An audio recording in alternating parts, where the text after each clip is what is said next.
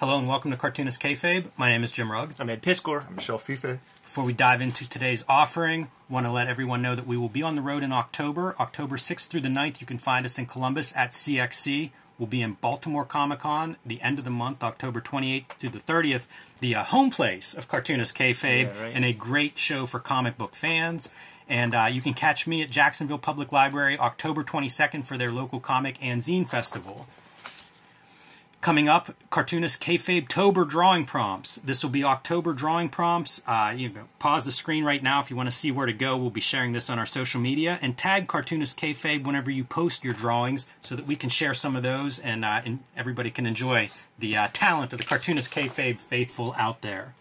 We are also working Cartoonist, and the way we keep these videos coming is we sell books.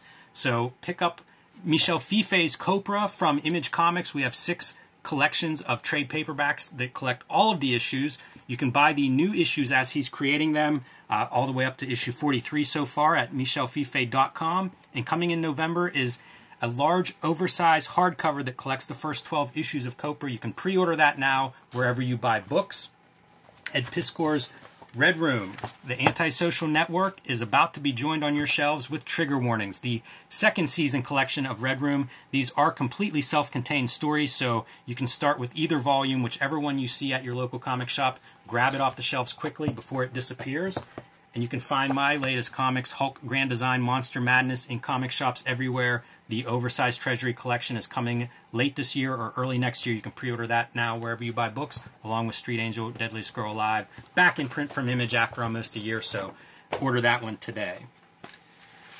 So we are going to look at Walt Simonson sketchbooks that Michel brought here for us. Look at that one. Custom job made, there. Yeah. Simonson, one of the unique voices in comics, certainly a unique style, and this is a chance to kind of see that work and that mind at play. So I'll just start flipping through here, and we'll kind of call it as we see it. One note, signature that looks like a dinosaur. Got to have those on the cover, right? Yeah, man. One of the favorite Simonson pieces. Nearly an archaeologist, Walt Simonson, and Michel, got to thank you so much, man. One of the things that I enjoy, we haven't had so many guests come through the Kayfabe studios, but when we do, it's always great when somebody brings some stuff that we probably will never have a chance to get our hands on.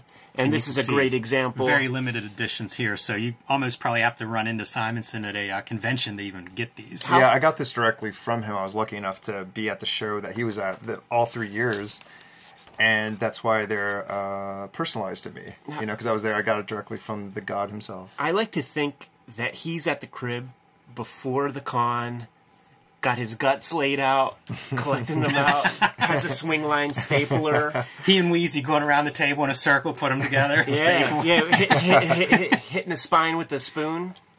That's right. Tightening That's exactly right. Yeah, I think he learned that from John Porcellino. This is pretty cool, man. I wasn't sure what to expect in these sketchbooks, but this is some of the older work, like concept sketches and stuff for book cover designs. That's very awesome to see. Famous, also some commentary. Yeah, also. the commentary's great. Famous for not selling lots of original art and stuff. So he's got some great flat files and the complete archive of his work. Awesome to see stuff like this. This was a cover that I saw a lot. As a kid, saw that book quite a bit. That was a painted cover. Very nice to see like the perspective grid on all those buildings in the background. Right. Very cool. Not faked at all. No. You know what's interesting to me is sometimes like you'll see these little thumbnails that artists will show, you know, like cover ideas. Very similar. All 4 of those thumbnails to the finished piece. Yeah, that's really cool. Pretty cool. Yeah, that looks great. Good visual aid, Ed. Way to be on the ball.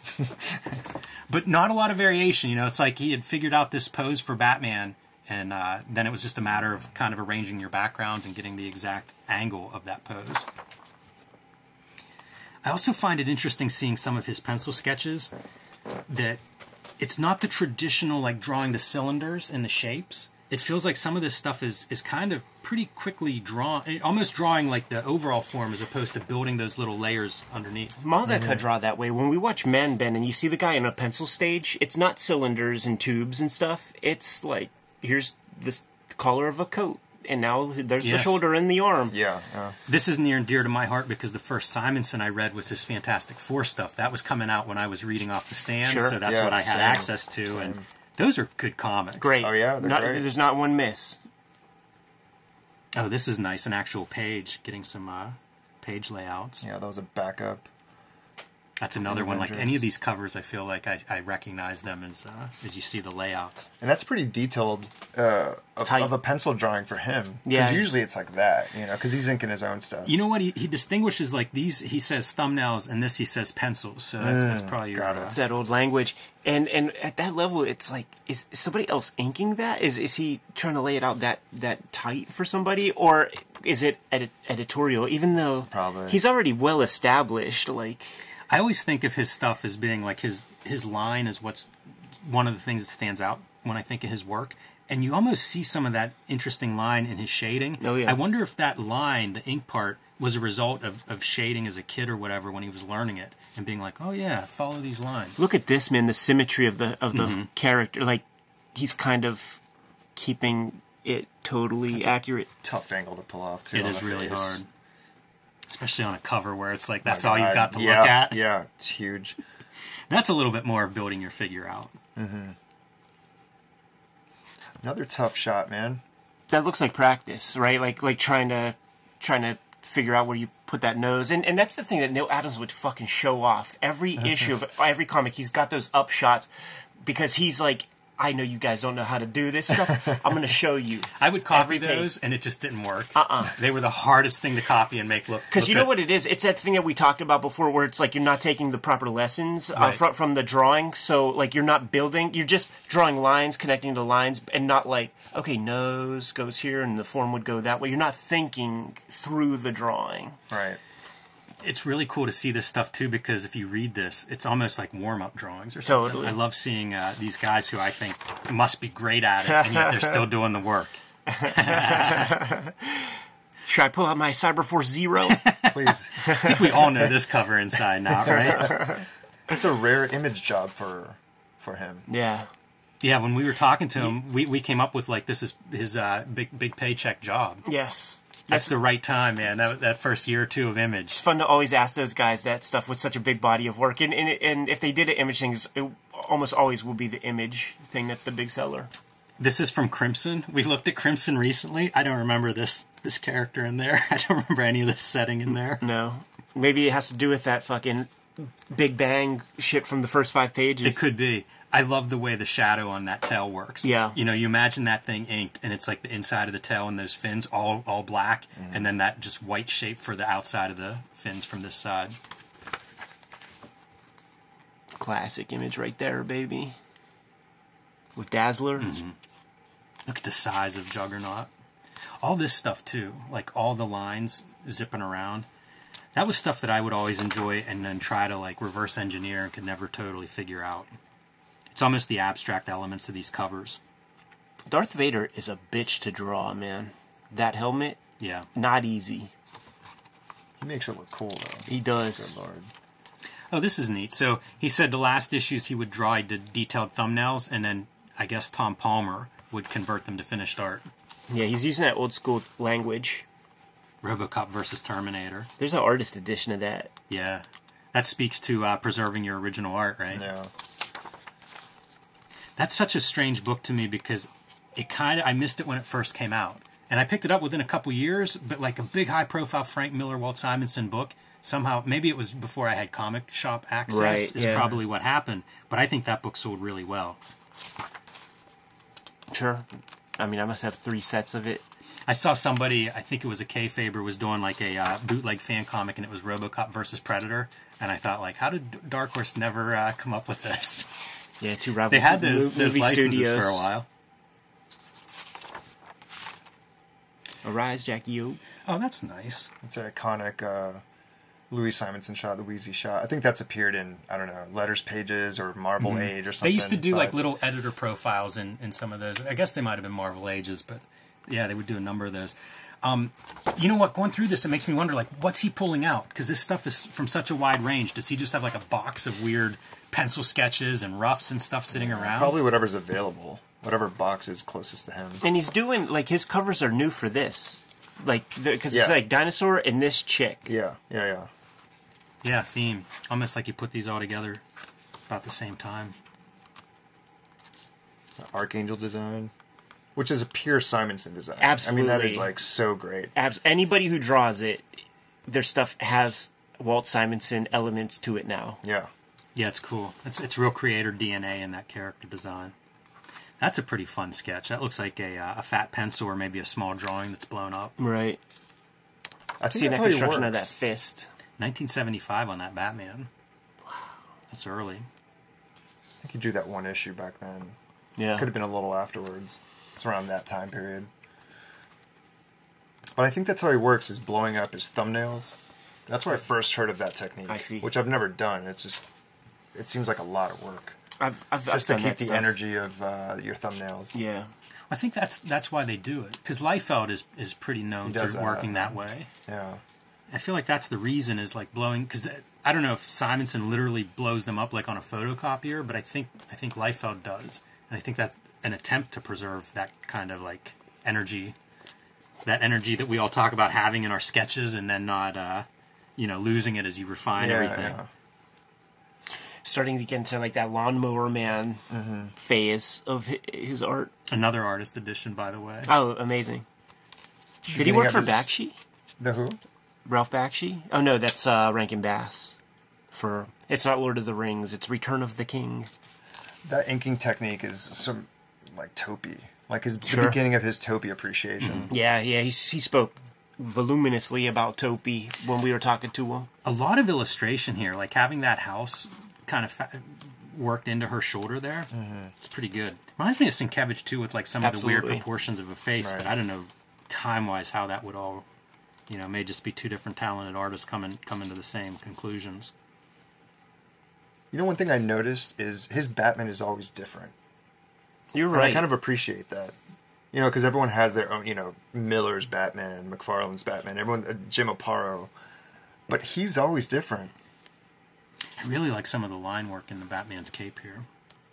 Yeah, very clear Simonson marks. Yeah, it feels unusual to me for like drawing a cape that way. McFarlane doing some Spider-Man there. Right, that would be that like the A poster. the black and white, like the centerfold of Right. the Spawn comics. You see, this was a swap. This was a favor. Todd drew a Superman pinup for Superman special he's doing at the time. Simonson. Got that Doctor. We probably should do that Dr. Fate story from the 70s. Yeah, I think so. That's a nice little note about Mike Wieringo. A lot of those super specials, man, are worth doing. These are cool because these are the hologram cards for the DC trading card set. Oh yeah, And this is the clearest you could get to see the art. Because Sure. it's a hologram. Yeah. You know. So it's really cool to see it like this. He has such a chiseled drawing style for a lot of his figures. I bet that lends itself to if you're going to do like 3D and a hologram.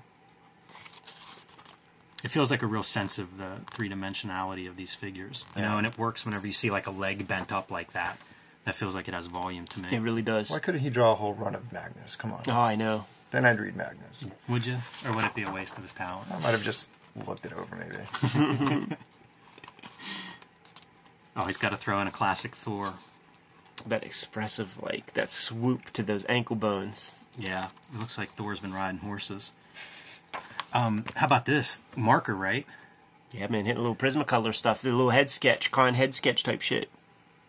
In 76, did those exist? Oh, you know what? Yeah, Might be reading just about a this, wash. I Might think be it is just a wash. A fat brush. That's cool.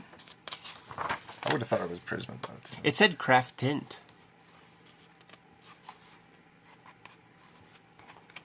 It's a cool version of these characters where they look like themselves, the actors, but it's totally Simonson. Absolutely.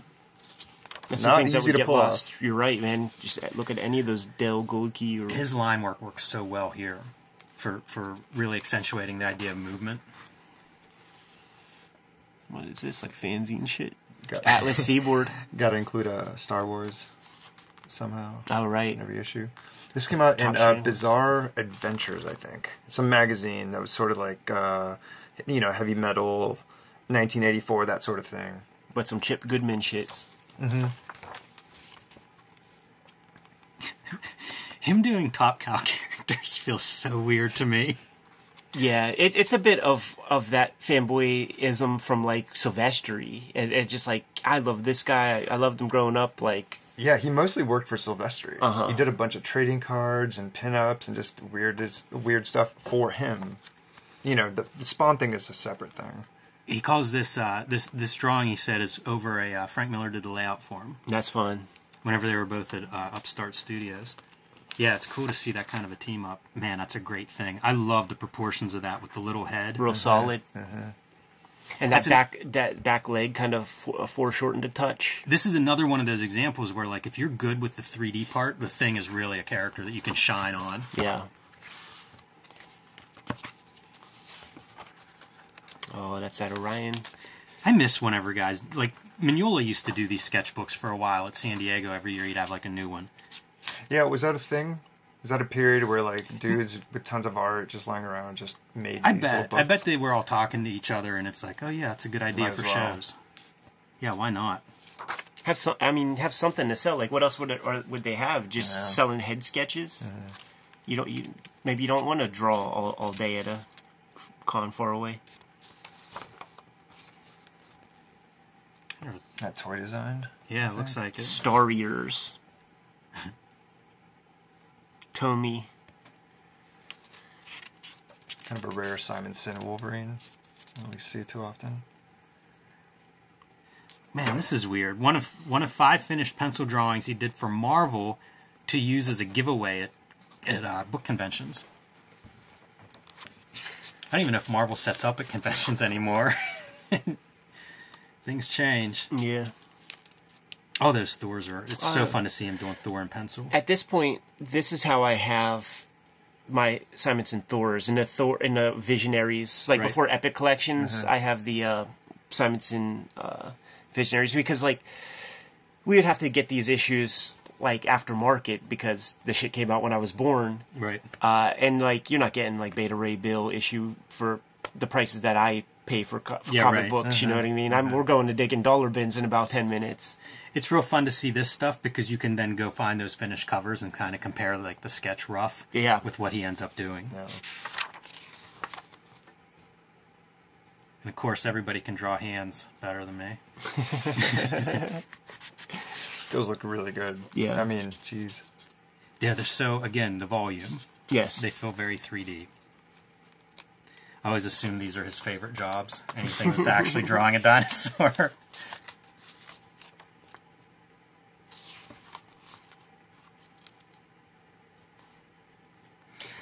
It's also impressive to me that somebody has, like he's doing Manhunter. At this point, like, what are we, 40 years out from there? Yeah. You know, like, to do a character that's like that and have that distinct of a version of it, that it's still, like, you're associated with this character more than anyone else. Right. By the way, closer to 50 years.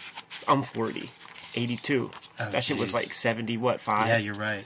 And that was a Simonson design, and so is this. So it's like every time he designs something, that's like a clear stamp. Mm-hmm. That only he could really draw. Yeah. Always fun to see him doing Kirby.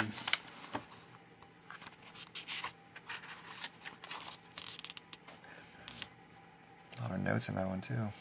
Yeah, this is a Savage Sword of Conan. Kind of makes me curious if he did a whole series of these. I think those were backups. Or not backups, they were just part of the anthology. Yeah. Yeah, it looks like maybe chapters.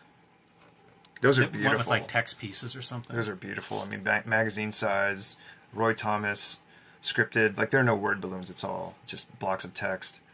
Back in the day, I would get those Conans and just rip off his, like, literally just rip off his pages. I wouldn't do that today because I'd like to preserve a cool issue of that. But back in the day, I just did not care. I just wanted the 4 Simonson pages per issue.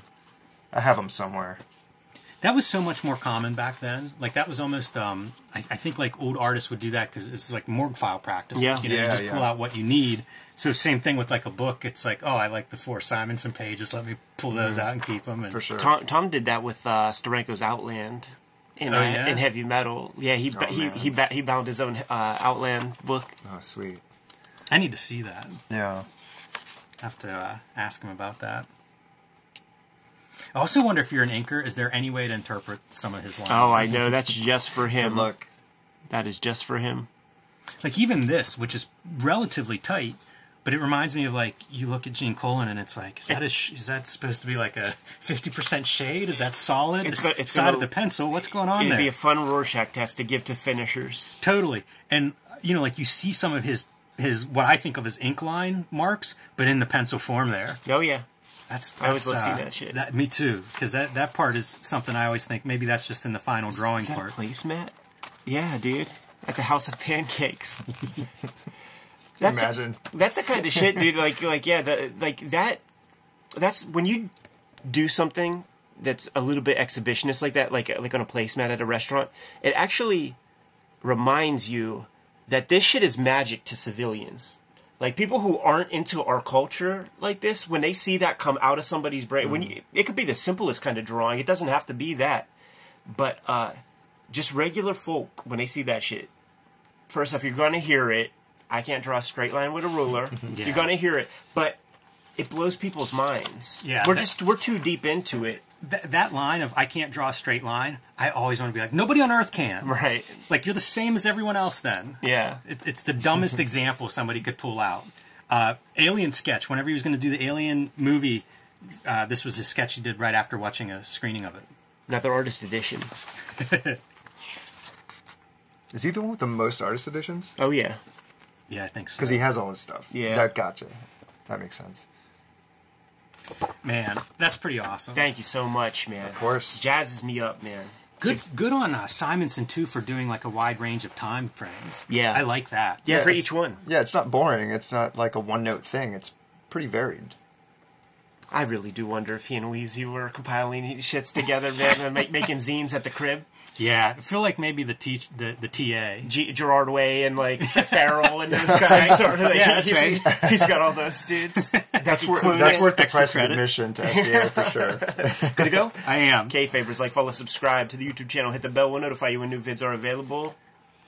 Got COPRA issues available at my website, michelfiffe.com. I also got trades through Image Comics. And I have an upcoming master collection which collects the first 12 issues of COPRA coming out November 16th, also through Image Comics. And a Patreon? And I do have a Patreon, yeah, check that out. I have Street Angel Deadly Scroll Alive is back in print from Image Comics and available wherever you buy books or comics. Hulk Grand Design Monster Madness, 2 issues retelling the 60-year history of the Incredible Hulk, available now wherever comic books are sold. And a collection, an oversized, treasury-size edition of Hulk Grand Design will be out the end of this year or early next year that you can pre-order now from your local comic shop or wherever you buy books. You can also join me on Patreon, patreon.com/JimRugg. Red Room Trigger Warnings is the latest trade paperback coming out from Red Room. These stories are self-contained, so every issue that you've seen in the wild, you could read. It's one and done. These books are one and done. So if you're starting at Red Room Trigger Warnings, it's all good, man. You're going to get a complete story. In fact, 4 complete stories in there. About 70 pages of additional material in each of these volumes, which gives you a reason to get your hands on the actual trade paperbacks. And you could order or pre-order current and future Red Room comics at my Linktree. In the description below this video, I also have links there for my Patreon, where for $3, you get all of this material, plus new stuff that I'm serializing for future Red Room comics. $3 is all it costs for that archive, and you can read all this stuff right now today. Jimmy, what else do we have out there, man? Subscribe to the Cartoonist Kayfabe e-newsletter at the links below this video. You can also find Cartoonist Kayfabe t-shirts and merchandise at the links below this video. Another great way to support the Cartoonist Kayfabe channel. Given those marching orders, we'll be on our way. Make more comics.